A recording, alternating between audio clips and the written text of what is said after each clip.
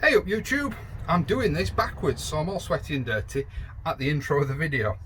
Today's video is going to be 5 jobs to start off September. 5 jobs that you really need to be thinking of getting done at the start of September.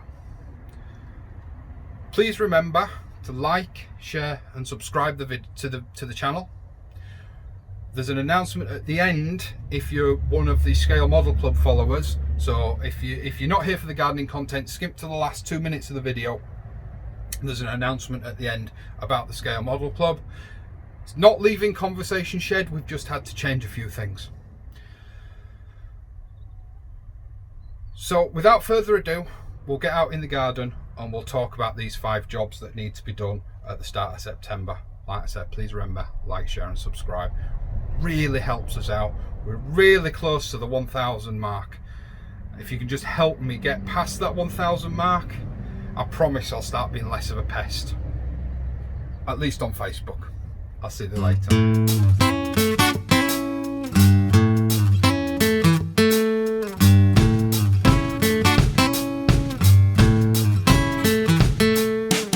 Right guys, so as you can see, the tassels on the end of this cob have turned quite brown, which is normally your first indication. Ideally you want to wait until your tassels have turned brown.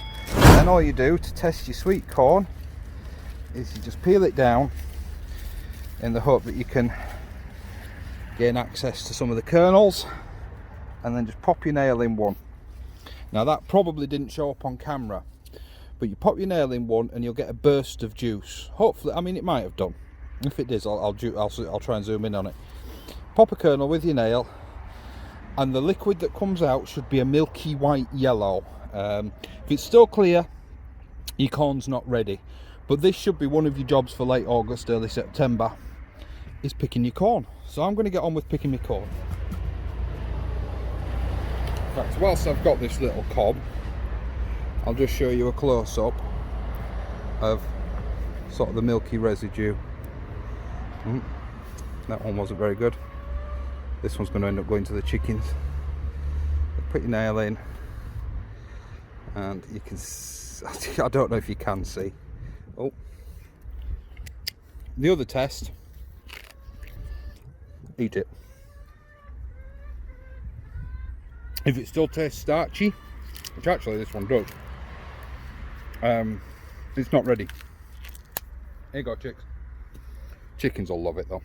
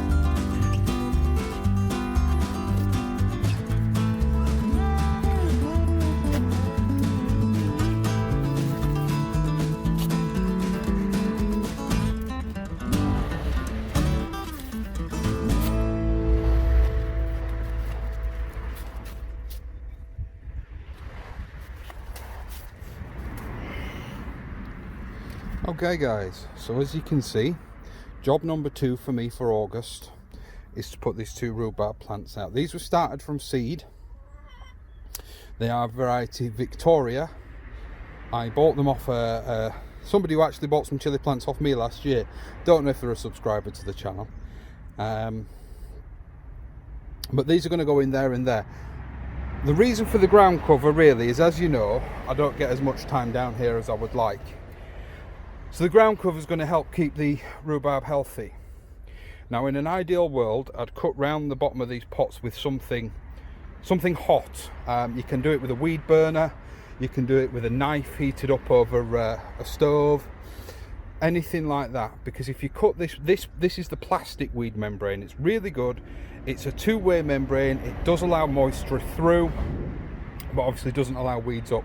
Then ultimately what's going to happen is I'm going to put down the back here is going to be a load of slabs sunk in that way, and that is then going to be a rhubarb, not a rhubarb, a raspberry area or blackberry area, I'm not sure which yet, where those sunflowers are now. So that's going to get some slabs sunk down, so that this will in turn create a nice little sort of wood chipped area when I can get the wood chip, and I'll put a nice wooden border around it as well. But I'm going to get on. I'm going to get these rhubarbs planted. But yeah, like I said, the ideal way to cut this weed membrane is with a hot knife. I'm going to have to do it with scissors due to lack of options. But all I'm going to do is I'm going to cut across. You'll see me do it. I'm going to cut across, and then I'll tuck them under, and that'll hopefully help stop it from fraying and making a mess. I've tucked under, all the edges are double tucked under. So in actual fact I just need to put another couple of pegs in this side. So I'm going to get on with doing that. I'm going to get these in, and then I'll come back to you.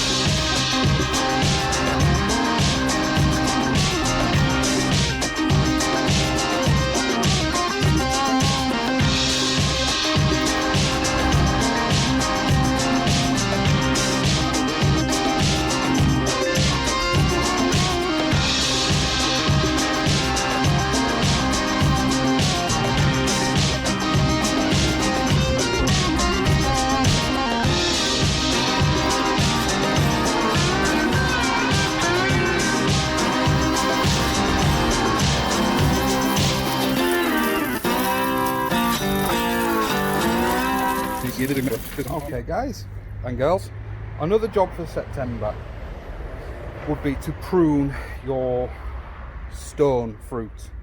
It's a little bit late actually, September. I advise doing this at the end of August if you haven't already done it.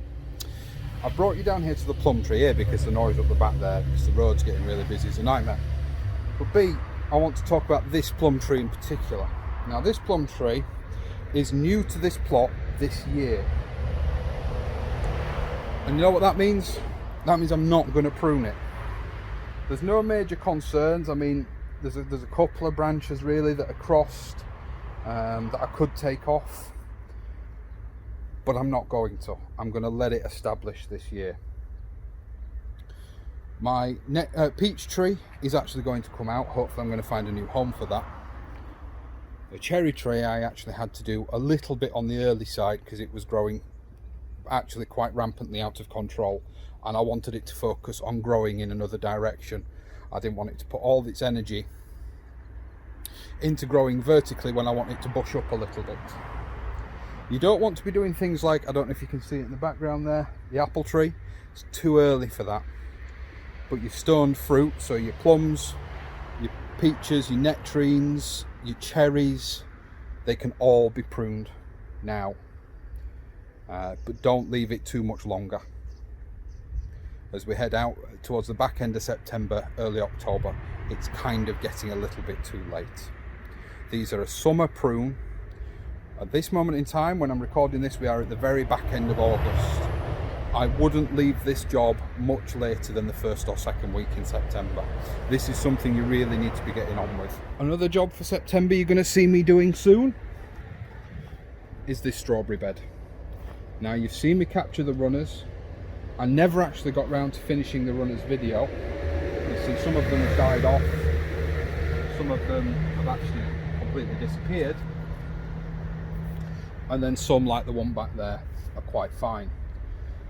What we're going to be doing this next coming month, and it'll be in a video on its own, is we're going to be stripping out this strawberry bed, planting the runners, and covering. I'm actually going to cover the strawberry bed in some weed membrane.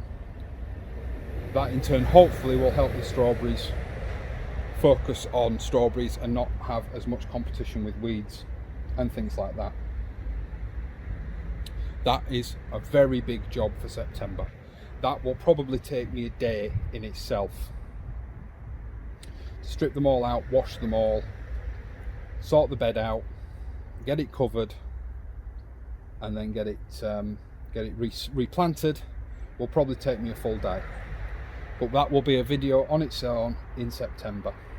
But this is another very important job for September. Okay guys, another job for September is to trim back your asparagus. What you should be starting to see is your asparagus fronds, I'm in shot, yeah, will be starting to yellow off.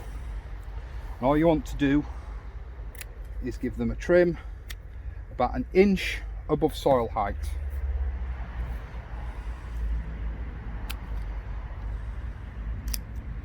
And any that you've accidentally snapped. These are perfectly fine to go in compost.